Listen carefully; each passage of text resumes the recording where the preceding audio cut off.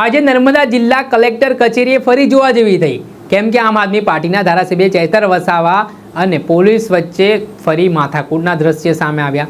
વાત કરીએ તો હાલ ભારતીય જનતા પાર્ટીનું ગુજરાતમાં સદસ્યતા અભિયાન ચાલી રહ્યું છે અને અભિયાન નર્મદા જિલ્લામાં પહોંચ્યું હતું ને એટલું જ નહીં, જેવી રીતે ચૈતર વસાવાના આરોપ છે કે સરકારી કર્મચારીઓ અને અધિકારીઓને પણ સદસ્યતા અભિયાનમાં જોડાવા માટે ટાર્ગેટ આપવામાં આવી રહ્યા છે। તેના કારણે ચૈતર વસાવાએ મોટી સંખ્યામાં તેમના સાથેના જે પક્ષના કાર્યકરો છે, લોકો છે, તેમને લઈ જઈ હોબાળો કર્યો હતો। શું છે સમગ્ર મામલો, શું કહી રહ્યા છે ચૈતર વસાવા, વાત કરીશું આ વિડીયોમાં। નમસ્કાર દર્શક મિત્રો, સ્કાયનેટ મીડિયામાં આપનું સ્વાગત છે। હું છું ફૈઝાન। હાલ ભારતીય જનતા પાર્ટીનું ગુજરાતમાં સદસ્યતા અભિયાન ચાલી રહ્યું છે અને આને લઈને નેતાઓ હોય, ધારાસભ્યો હોય કે ભારતીય જનતા પાર્ટીના પદાધિકારીઓ, હોદ્દેદારો તમામને એક ટાર્ગેટ આપવામાં આવ્યો છે। તેમજ વાત કરીએ તો સુરેન્દ્રનગર જિલ્લાની આઈપીએસ સ્કૂલ તેમજ અલીદ્રાણાની એક સ્કૂલ છે તે વિવાદમાં આવી છે, જેમાં વાલીઓના ગ્રુપમાં ભારતીય જનતા પાર્ટીના સદસ્યતા અભિયાનમાં જોડાવા માટેના પ્રયાસો થયા છે, તે પ્રકારના આરોપો સામે આવ્યા છે। તે વચ્ચે હવે નર્મદા જિલ્લામાંથી વિવાદ સામે આવ્યો છે, જ્યાં કલેક્ટર કચેરીએ આજે આમ આદમી પાર્ટીના ડેડિયાપાડાના ધારાસભ્ય ચૈતર વસાવા છે તે મોટી સંખ્યામાં પોતાના પક્ષના કાર્યકરોને લઈને પહોંચ્યા હતા। જેમાં ચૈતર વસાવાના આરોપ છે કે હાલ જે ભારતીય જનતા પાર્ટીનું સદસ્યતા અભિયાન ચાલી રહ્યું છે તે સદસ્યતા અભિયાનમાં સરકારી કર્મચારીઓને જોડવામાં આવી રહ્યા છે। ટીડીઓ તરફથી હુકમ કરવામાં આવ્યો છે કે ગામે ગામ જઈને લોકોને આ અભિયાનમાં જોડવામાં આવે, અને આને જ લઈને આમ આદમી પાર્ટીના ધારાસભ્ય ચૈતર વસાવા આકરા પાણીએ જોવા મળ્યા હતા। એટલું જ નહીં, જ્યારે તેઓ નર્મદા જિલ્લા કલેક્ટર કચેરીએ રજૂઆત કરવા માટે પહોંચી રહ્યા હતા ત્યારે પોલીસ દ્વારા તેમને અટકાવવાના પ્રયાસો કરવામાં આવ્યા।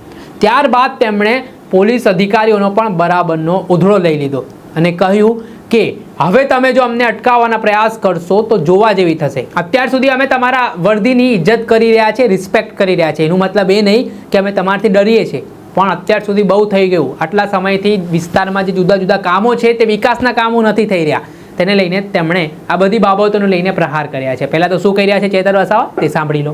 એક બાજુ આયુષ્માન કાર્ડ હોય, રેશન કાર્ડ કઢાવવા માટેના સર્વરો બંધ છે, ઓફિસો બંધ છે।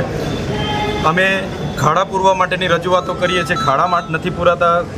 પ્રધાનમંત્રી આવાસ યોજનાના ઘણા લોકો પેન્ડિંગ છે, નળ સે જલમાં પાણી નથી આવતા, યુવાનો બેરોજગાર છે। અહીંયા શિક્ષકોની ભરતી આ વહીવટી તંત્ર દ્વારા કરવામાં નથી આવતી, અને છેલ્લા 3 દિવસથી 9 તારીખથી લઈને નર્મદા જિલ્લા વહીવટી તંત્ર દ્વારા બીજેપી સભ્ય અભિયાનમાં જોડાવા માટેની ઝુંબેશના રૂપે કામગીરી ચાલે છે।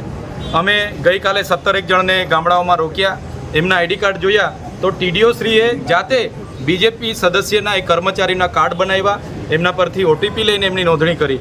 તો દરેક જિલ્લાઓમાં હવે ભાજપના કાર્યકરોને લોકો ઊભા નથી રાખતા, એટલે હવે કર્મચારીઓને ટાર્ગેટ આપવામાં આવ્યો છે। અમારે ડેડિયાપાડાની વાત કરું, મનરેગાને 13,000નો ટાર્ગેટ છે, તલાટીઓને નાના સેજાવાળાને 500 ને મોટા સેજાવાળાને 800નો ટાર્ગેટ છે। એવી રીતના ડીઆરડીના તમામ કર્મચારીઓ છેલ્લા 3 દિવસથી સભ્ય નોંધણીની કામગીરી ઝુંબેશના રૂપે કરે છે। એના પુરાવા અમે આજે ડીડીઓ શ્રી, કલેક્ટર શ્રી અને એસપી શ્રીને આપ્યા છે। જો આ લોકો પર કાર્યવાહી નહીં કરવામાં આવશે તો આવનાર દિવસોમાં મોટું આંદોલન થશે। પ્રશ્ન અહીંયા એ ઉપસ્થિત થાય છે, શું નર્મદા જિલ્લા વહીવટી તંત્રનો પગાર શું ભાજપની કમલમ ઓફિસોમાંથી આવે છે? તો કેમ આ ઝુંબેશના રૂપે આટલા બધા કર્મચારીઓ ગામડાઓમાં સભ્ય નોંધણી માટે નીકળી પડ્યા છે? તો એની રજૂઆત માટે આજે અમે આવ્યા હતા। દિન 5માં જે પણ કર્મચારી ઉપર કાર્ડ બન્યા છે, જે પણ કર્મચારી આ ઝુંબેશ ચલાવી છે, એમને પર કાર્યવાહી કરવાની કલેક્ટરશ્રીએ અમને બાહેધરી આપી છે, ડીડીઓશ્રીએ પણ બાહેધરી આપી છે। જો કાર્યવાહી નહીં થશે તો દિન 5 પછી હજારોની સંખ્યામાં અમે ફરી અહીંયા આવીશું અને ઉગ્ર આંદોલન અમારું આગળ। અધિકારી નામ શું કયા અધિકારીઓ તો? ટીડીઓશ્રીએ સોમવારે 9 તારીખે મિટિંગો લીધી, ડેડિયાપાડા, સાગબારા તમામ ટીડીઓએ, અને એમણે કીધું કે ડીડીઓશ્રીની સૂચના છે। અમે પોતે પૂછ્યું, ડીડીઓશ્રીની સૂચના છે, અને ટાર્ગેટો આપ્યા, લક્ષ્યાંક આપ્યો, અને ઝુંબેશના રૂપે કામગીરી ચાલે છે। આજે પણ બધા કર્મચારીઓ ગામડામાં છે, તો સરકારી કર્મચારીઓને આટલા બધા પ્રશ્નો છે તે દેખાતા નથી, અને બીજેપીના સભ્ય નોંધણીમાં બધા ફરે છે। એટલા માટે અમે આજે હજારોની સંખ્યામાં અહીંયા રજૂઆત કરવા માટે આવ્યા છે। જો અમને અટકાવવામાં નહીં આવે, એમના પર કાયદેસરની કાર્યવાહી કરવામાં નહીં આવશે તો 5 દિવસ પછી ફરી અમારું મોટું આંદોલન અહીંયા થશે। કેવું પોલીસ સાથે શું કામ ઘર્ષણ કરવાનો વાત? અમે અત્યાર સુધીના જેટલા પણ આંદોલનો કર્યા છે એક પણ સરકારી કે ખાનગી મિલકતને રૂપિયાનું પણ અમે નુકસાન નથી કરતા. છતાંય અમે કેવડિયાની પરવાનગી માંગી, પરવાનગી પણ નથી આપવામાં આવતી. જ્યારે પણ પ્રોગ્રામો હોય અમને પરવાનગી જ નથી આપવામાં આવતી ને અમે આવીએ એટલે પોલીસ જાણી જોઈને ધક્કા મૂકી અને જીભાજોડી કરવા ઉતરી પડે છે. તો અમારા નર્મદા જિલ્લાના પ્રશ્નો શું પોલીસ પૂરા કરવાની છે?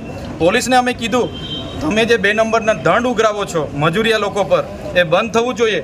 અગર નહીં થતું તો અમે આગળ જેટલા પણ એમણે બુટલેગરોને લાયસન્સો આપ્યા છે, બુટલેગરોને પરવાનગીઓ આપી છે, 10 પેટીના 5 લાખ, 20 પેટીના 10 લાખ એ અમે ખુલ્લા પાડીશું. એ કાલીઓ હોય, ભૂરીઓ હોય, ભોલીઓ હોય કે લાલીઓ હોય, બધાના નામ આવનાર દિવસોમાં ખુલ્લા પાડીશું અમે. આ હતા આમ આદમી પાર્ટીના ડેડિયાપાડાના ધારાસભ્ય ચૈતર વસાવા. તેમના દ્વારા હાલ તંત્રને ચીમકી ઉચ્ચારવામાં આવી છે અને જેવી રીતે તેમના વિસ્તારમાં ભારતીય જનતા પાર્ટી દ્વારા સદસ્યતા અભિયાનમાં જે સરકારી કર્મચારીઓ અને અધિકારીઓને જે ટાર્ગેટ આપવામાં આવ્યા છે, લોકોને જોડવાના કામો થઈ રહ્યા છે, તેને લઈને પણ તેમણે આરોપની સાથે આગામી સમયમાં તંત્રને અલ્ટિમેટમ આપ્યું છે.